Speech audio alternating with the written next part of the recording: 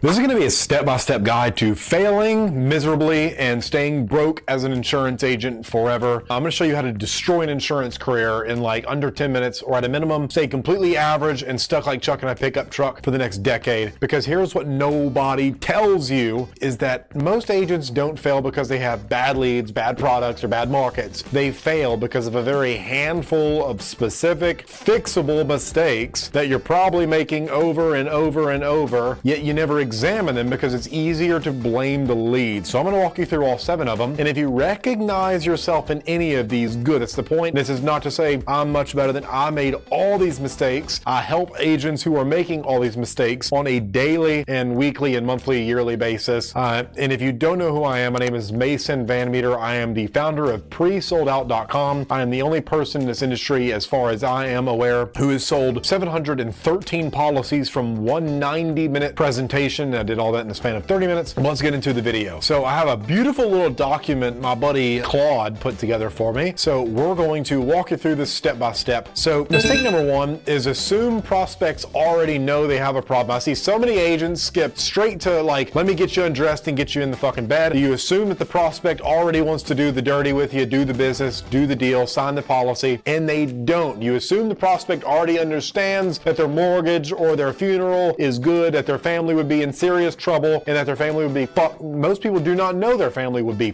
fucked without this. They don't. Nobody sits around thinking about fucking coverage gaps. You have to uncover the below the surface shit before your solution means anything to them at all, because their presenting problem is not what the surface shit is not what's actually the real problem. They're giving you a symptom of a symptom. They're not even telling you what the real problem is. The symptom is that, let's see, what is the symptom of something like final expense? Is that their family needs to pay off their funeral. That is a symptom of a symptom. Why do they need money to pay off their funeral? Well, they're giving us a negative admission. They're telling us by not telling us, or they're telling us by what they're not saying, what they're admitting to, is that their family can't fucking afford it. Why? Money is already a problem. So how much bigger of a problem, or how much bigger of a pickle are they going to be in when they need 15 grand and don't have it? And they're worried about paying $15 a month for a policy, or $150 a month for a policy. If that's which one do you want your family to come up with on a pinch? 15 grand or 150 bucks? That's what I thought. Let's fucking sign it. So you cannot assume prospects already know they have a problem. Too many of you rush to the fucking Zoom and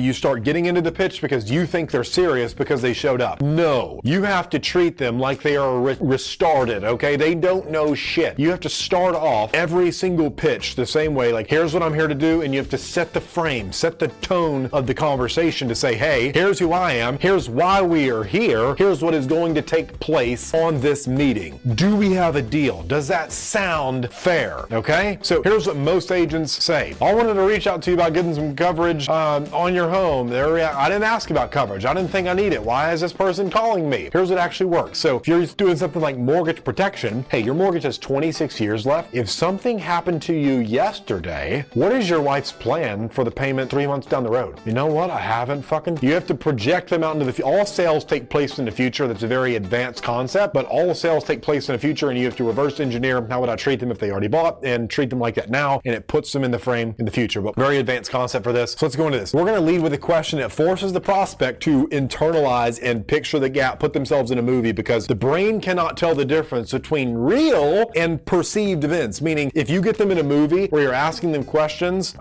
which leads us to the next thing, I'll explain that. But if you can get them to internalize the movie about what it looks like when they need this and don't have it, they have to buy, or else they are lying to themselves. And based on biology, people cannot remain in states of incongruity with themselves, and simple psychology, sociology, all that. So mistake number 2 is because you assume prospects know they already have a problem, you never ask the hard fucking questions. This is the softest industry in sales. Agents are trained to be likable and to build rapport and ask questions that you don't even want to fucking ask, to make people not feel uncomfortable. So you avoid every question that has any degree of friction because you don't want to be blamed or singled out, and it's a sociological mechanism of we don't want to be ostracized by being dislikable or coming out of rapport. That's not the case. You get paid for having hard conversations with these people, because who else is going to tell these people how fucked their families are if you don't do your fucking job? Guess who they're going to blame if you don't do your job? They're going to call and say, my husband bought this policy, and you're going to say, no, we didn't, because I let him think about it because I'm a pussy. Okay? You got to get over this shit and being likable. Our goal is to get them to make a decision to do something and rise to the occasion, rise to the challenge of being financially intelligent enough to purchase something that's going to get rid of their family's problems before it even comes up. And if this camera goes out of fucking focus one more time, I'm going to kick an Asian baby or something. Not really. It's all jokes aside. So agents are trained to do stupid shit like, well, what did you want to accomplish as a result of meeting today? No, like, hey, Mason, let's just be real, one father to another. If you passed away yesterday, who's going to protect and provide for your family? Like, what does life actually look like for them when you're no longer here to take care of them? And I know you probably have not thought about this stuff at a deep level, so it's my job to walk you through that today. Most agents will stay surface level forever and wonder why nobody fucking buys. And the hard questions are the sale. You get them to sell themselves by picturing a scenario they don't want to happen to their family. They are buying a cure at that point. It's no longer a prevention on the scale of time. Okay? Why final expense is so compelling is because these people need it the fucking most because they're closest to the checkout. They're closest to the grave.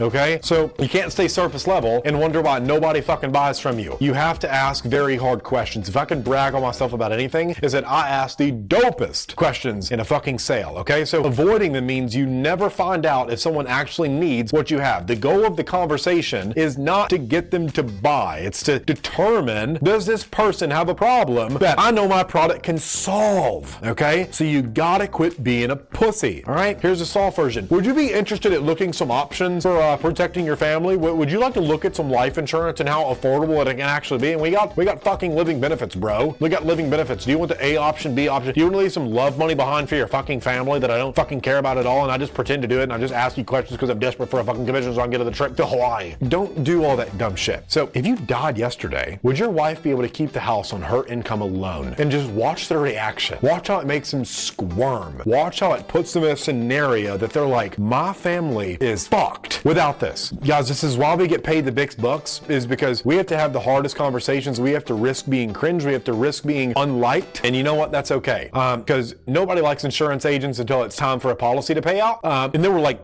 fucking superheroes. I've had to deliver some checks to families, and man, you get them hugging you, or the kids coming up and hugging you because they don't have to fucking move out of the house and move in with their grandpa who's like chain smokes fucking Winston-Salem's and blows that secondhand smoke at little fucking Johnny's face. And we don't want that happening, okay? So the fix is, anytime that you're in a sale, write down the questions you've been avoiding and fucking just ask the question. Just ask the question. Don't be a pussy, okay? Ask the hard question that gets them to come to the logical conclusion that you need them to come to in order to make an educated decision, okay? Because how people feel about the information is more important than the information in and of itself. How they feel about the policy is more important than what the policy actually fucking is. I can get someone so grateful for an accidental policy because it's the only thing they can have, compared to all of you agents who are out there like, no, this does everything and it's always there when you need it, blah, blah, blah. How they feel about the policy is more important than anything. Mistake number 3, buying leads like a bitch instead of building a system. Every broke agent's career looks the exact same. Buy leads, call leads, get ghosted, buy more leads, complain about lead quality, switch vendors, same result. It's like getting a girlfriend, watching her kiss other dudes, ghost you on dates, watching her kiss more dudes, trying to set up another date with her, and then complain about marrying a whore. Like, if you switch vendors, it's the same fucking result. The leads aren't the problem. It's the fact you married someone who's putting out for everybody, okay? Buying leads is renting attention you don't own. It's kissing a girl who's sleeping with other dudes from a vendor selling those same names to 3 other agents. The good thing about being pre-sold out or using what I call the lead machine is that I make sure you're the only person your girl ever meets, in terms of you're the only agent that the leads ever meet. They don't talk, they don't flirt, they don't get married, they don't sleep with any other agents. They only put out their wallet for you. So you can't just switch from vendor to vendor to vendor and hop vendor D to vendor D who are selling exclusive leads to you and 10 other fucking agents and wondering why when you call them you're number 10th, you're last in place, and you have no follow-up system, no qualification, no warm-up sequence behind it. You're cold calling strangers and hoping volume fixes the problem. At fucking doesn't. You're paying for a CSV file full of a shot of dopamine. You can't do that. You gotta get off the fucking hamster wheel. Every real business does their own marketing. And when I say marketing, some of you are thinking billboards or some stupid shit. No, I'm talking about you can do your own advertising. You can do your own content marketing. You can go out there and make content and educate your type of desired customers and audience and tell people, hey, here's what your marketing should be like. Go find the top 2 to 3 things that are most confusing, scary, annoying, or belittling or infuriating about life insurance for your audience, or mortgage protection, IULs, debt-free, it doesn't fucking matter. For your audience, hey, what is most confusing to you? What scares you the most? Oh, it makes you feel inadequate making financial decisions like this because you're scared of being burned, or you're scared you don't understand it. So I'm gonna break down the 3 biggest misconceptions about policies on this video. And number 1 is blah, blah, blah. Number 2 is blah, blah, blah. Number 3 is you can get the rest of these on my list, opt in here. And then they give you their contact information and you fucking sell them something. Most of you would have a way better time doing that shit for 2 to 3 hours a day compared to giving some bitch $1,000 a month, $1,000 a week for shared leads that they're pimping out to 10 other agents, okay? You gotta quit buying leads. It is the equivalent of being restarted, all right? Stop spending 2, 3, 4, 5 grand a month on leads, calling 200 people and closing 2, and then concluding the leads are bad. Of course they're fucking bad. They don't know you, they don't like you, they don't trust you, and they certainly don't want you fucking calling them while they're watching the Dallas Cowgirls slap fucking dudes in tight pants' ass, and you're interrupting the only time they get relief from their miserable life, all right? Other people are already bothering them, and you're guilty by association because you're one of them. So you could take that same 2, 3, 4, 5 grand and put that into advertising on Facebook, YouTube ads. Social influencer ads right now are crushing it for a couple of my clients. We're also advertising in other people's email newsletters, and the lead quality is through the fucking roof, okay? People are like showing up thanking us for selling them. So put that into your own system, and if you want that done for you, I have a lead machine. You can apply at the link down below. If you qualify, if you're already doing over 10K a month in commissions and you don't want to get any more shared leads, I have something that's crushing for agents doing over 10K a month in commissions. You can apply and see if you qualify at the link down below, and we'll just build this into your business. It's gonna get you high quality leads that are not shared with anybody. And why this is different is because 1, we pre-sell the leads, meaning the lead gets to know you, like you, and trust you before they ever talk to you. And let me ask you a question. If you had leads who already knew they had a problem, knew they liked you, knew they trusted you, believed you were the expert capable of solving their problem, if we handed you 10 people like that every single week, how many do you think you would close? So whatever that may be for you, if you want that, just go down below in the comments, see if you qualify. So the fix is to stop measuring cost per lead, start measuring cost per issued policy. So a $50 exclusive lead with a follow-up system will outperform a $10 shared lead with no system every single time. And what you should really be looking at is cost to acquire a customer, and you pair that. You always have to measure more than one KPI, key performance indicator, meaning metric. What are we measuring? So you want to measure how much it costs you to acquire a customer versus how much profit you get, because the goal of business is to spend the most to acquire the customer. Meaning if you can spend $1,000 to acquire a customer and someone else can only spend $500, you can out advertise them and run them out of business. Like that or not, the goal is to be like Monopoly. And camera, I'm about to mess this thing up. Come on, man, you got to fucking focus. Okay, what are we doing here? You know what? We're gonna put me in this little box right here. All right, we're gonna do this right here instead. So we're gonna move me down here. Now, where are we? You want to pair cost per issued policy, lifetime value, and net gross profit, meaning how much do I make per customer after all the expenses and costs, and you should be tracking hourly wages. How much do you pay yourself, like as an employee, to go work the lead, or how are you factoring in all the cost it takes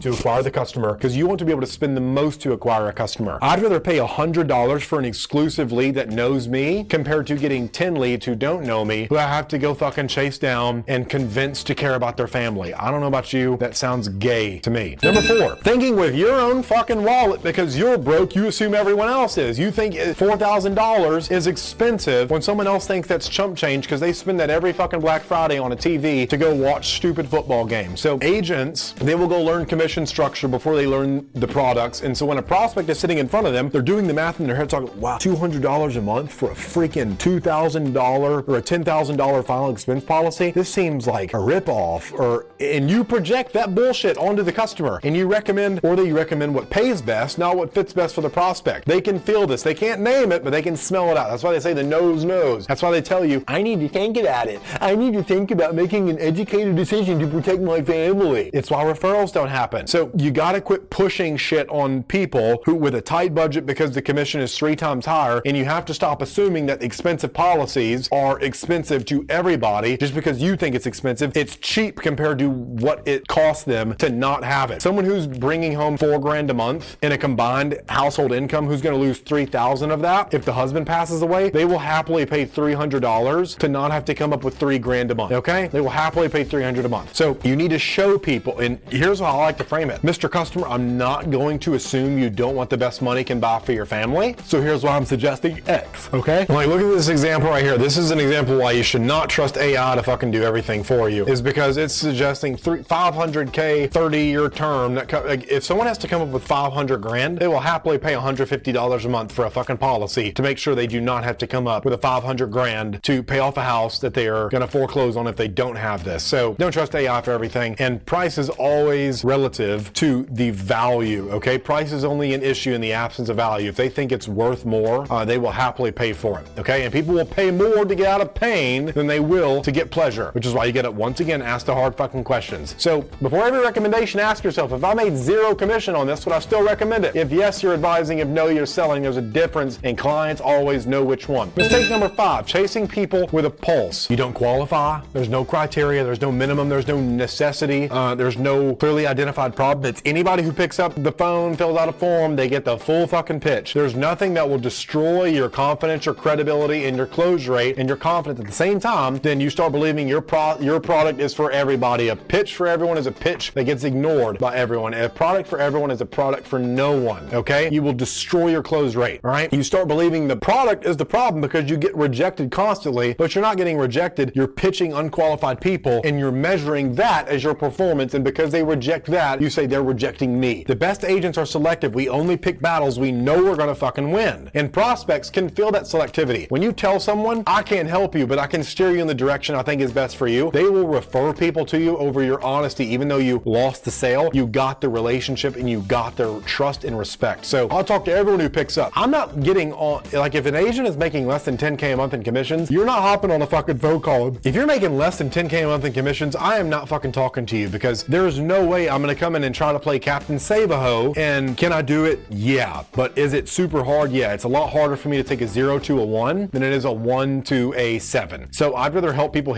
adjust their swing to hit if they're already getting on base every time, it's a lot easier for me to help them get a double, a triple, or a home run compared to someone who's never even stepped to the plate and swung a baseball bat. So you don't just need more volume. You need to talk to more people the right way. And here's how you can qualify very hard. Before I show you anything, I need to make sure this even makes sense for your situation. Do you have a mortgage? Is it in both names? Like, do you actually have a reason for this policy? If they are like, I don't have any beneficiaries, why the fuck are you responding to the ad? Why are you opting in? Your goal is to disqualify people and to see if they're a good fit to work with you. That way, when you get on the call, it's no surprise to you. You're not hit by the element of surprise. You're not bamboozled, okay? So write your ideal client profile and build 3 qualification questions from it. You can ask people on a scale of 1 to 10, like, how serious are you about this? And if they give you a 7 or less, they don't fucking pass, okay? Refer them out or give them to your competitor. Let them go bother them. Your life changes none if they hold on to their problem. Everything for them changes if you help them get rid of it. So this is number 6, memorizing a script instead of learning the logic and the reason why things happen. This is called first principles thinking. Scripts are training wheels, and most agents never take them off. They memorize a sequence, and when a prospect says something that breaks it, they freeze or restart, or they get hit by surprise once again, and they just deteriorate, this self-destruct. They can't handle objections because they don't understand why each step in the sale exists and how to transition and why objections even occur. Okay, it's usually not what you just did, it's what came before it. Most agents, they don't lose sales because of what they sell on the call. They lose because they had to sell on the call, period. If you're having to sell on the call, it means your marketing failed. It's what did not happen before the call that caused what happened on the call to sell. If you're having issues with that, click the link down below. You need pre-selling in your business, which means you're not qualifying your leads before they even get on the call, which means they don't know you, like you, trust you, think you can solve their problem. They don't perceive you as a subject matter expert, and they are never going to buy from you. So when you understand the logic behind why people buy things, why they make decisions, you can go anywhere in the conversation and find your way back. You need a framework. You need a roadmap, not some fucking script you're dependent on like a little baby. Your goal should be to memorize that as quick as possible. That way you can focus on the conversation and you can tailor it to them.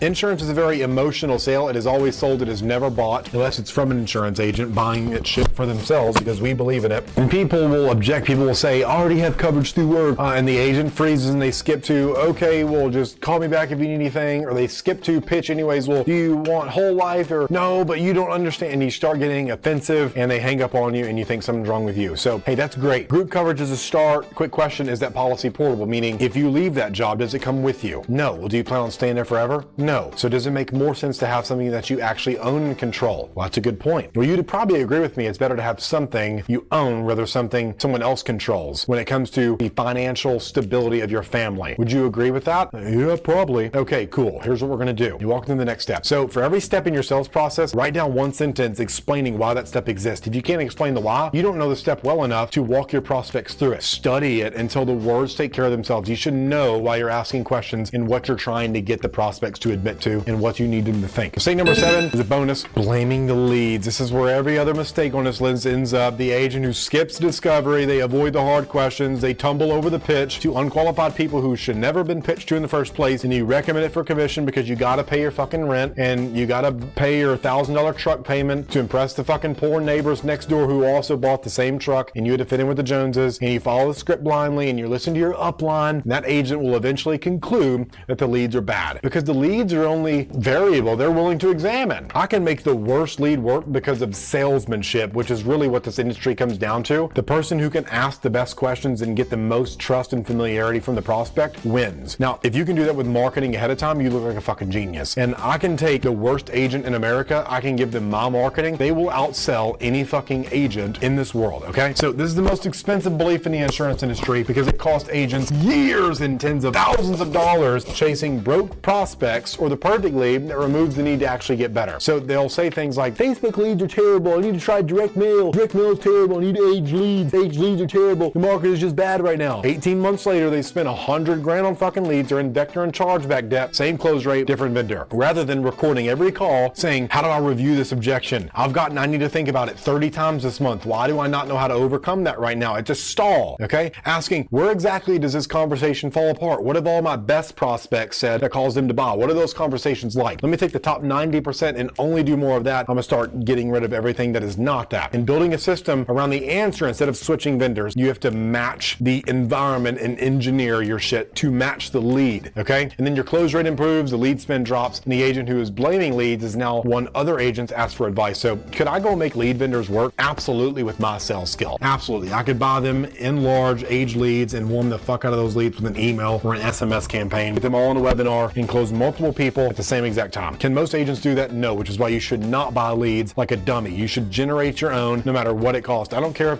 Do not get worried about lead cost. If you pay $500 and you get 5 serious leads every single week and you close 2 of them for an $800 profit, what is that? $1,600 minus the $500, you're at a $900 cool. Then you spend more next week and you keep scaling it up and ramping it and bootstrapping. So pull your last 20 conversations, write down exactly where each one ended and why. And if the pattern is in the leads, it'll show up in the data. If the pattern isn't in your process, that'll show up too. And you have to get rid of this nasty fucker called the ego and let the evidence tell you where the real problem is, not your precious little feelings. So here's 3 questions to audit any part of your process. Would you say this out loud to a neighbor at a barbecue? If not, rewrite it. You should sound conversational and human. You should not sound like a fucking advertisement. You should not get on there talking about, I'm not even gonna go there. So scripts that sound like scripts get treated like scripts. If it sounds like a robot, you get treated like a robot. You get hung up on, ignored, deleted. If you sound like a telemarketer from fucking Tel Aviv, thank you for calling, you're getting hung up on, okay, bro? So number 2, does the prospect understand they have a problem before you describe your solution? If not, you're pitching into a vacuum. Surface the gap first, expose the problem, because when they're in pain, they will pay to get out of it every single time. And 3, if nothing changes about your lead source and you're not gonna pre-sell them or whatever, or to improve your process, does your result change? If yes, and it almost always is, you already have the answer. The leads are not the problem. So that's all I got for you in this video. Do not make those 7 mistakes. If you do, you probably deserve to be kicked out of this industry and stay poor